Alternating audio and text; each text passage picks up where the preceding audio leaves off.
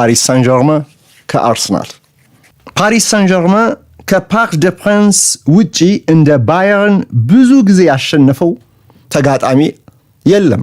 ባየርን ብዙ አሸንፎታል፣ አዌይ ማለት ነው። ከሰባቱ አምስቱን አሸንፎታል እዚህ አሊያንዝ አሬና ላይ እና እነዚህን ነገሮች ሁሉ ስታዩ ባየርን በሜዳው በተጫወታቸው 29 የቻምፒየንስ ሊግ ጨዋታዎች የተሸነፈው አንድ ጊዜ ብቻ መሆኑን ስታስታውሱ ዘንድሮ እስካሁን ድረስ በቻምፒየንስ ሊግ በአሊያንዝ አሬና ባከናወናቸው 6 ጨዋታዎች 6ቱንም ማሸነፉን እዚህ ጋር ይህ ሁሉ ታሪክና ወቅታዊ ብቃት አሊያንዝ አሬናን አትሞስፌር ድባቡንም ጨምራችሁ ሚዩኒክ እንገናኝ ብሎ ፓሪስን የለቀቀው ባየርን ትላንትና ፓሪሳውያኑን ገንድሶ ሊጥል ይችላል ብላችሁ እንድትገምቱ ያደርጋል። ትላንት ግን የተገመተው አልሆነም።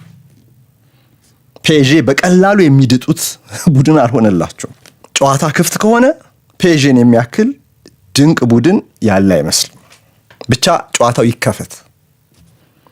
እንዴት ኳሱን እንደሚቀባበሉት፣ እንዴት እንደሚቀናጁ፣ እንዴት እንደሚፈጥሩበት፣ እንዴት ከተጋጣሚ ተከላካይ በስተጀርባ በፍጥነት እንደሚገቡ ትራንዚሽኖች ላይ ያላቸው ኳሊቲ ብቻ ጨዋታው ይከፈትላቸው። አሁን ይኸው በአርሰናል ወገን ለቻምፒየንስ ሊግ ፍጻሜ የመድፈኞቹ ደጋፊዎች ተስፋ ሊያደርጉ የሚገባው አንድም የአርሰናል የመከላከል አደረጃጀት በጣም ጠንካራ ስለሆነ ለፓሪስ ሳን ዠርመን ይመቻል ወይ የሚለው ነው። እሱን ብዙ እናወራበታለን በሌላ ፕሮግራም። ጨዋታን አይከፍትም አርሰናል ኦብቪየስሊ በፍጻሜው እንደ ግማሽ ፍጻሜው የመጀመሪያ ጨዋታ ፈታ ብሎ ነቅሎ ያጠቃል ማለት በጣም ከባድ ነው። የፍጻሜ ነው፣ ዋንጫ አጠገብ አለ፣ ሌላ ዙር የለም።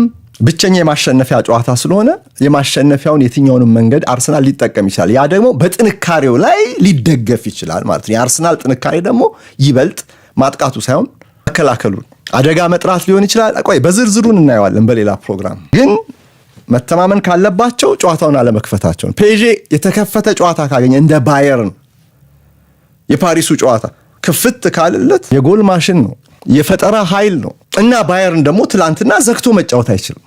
ውጤቱ ያስገድደዋል። ጎል ማስቆጠር አለበት፣ አስቆጥሮም ማሸነፍ አለበት። ሌላ የመልስ ጨዋታ የለም። ስለዚህ ለፔዤ ገና ከጅምሩ ተመቸው። ባየርን ለማጥቃት ተነሳሽነት ይዞ ነው የገባው። ባየርን የመጨረሻ ተከላካዩን ወደ ላይ መስመር አስጠግቶ የመጫወት ግዴታ ውስጥ ነው የገባው። ይሄ ለፔዤ የሚመች ሆነ። በተለይ ለፈጣኖቹ አጥቂዎቹ የሚመች ሆነ።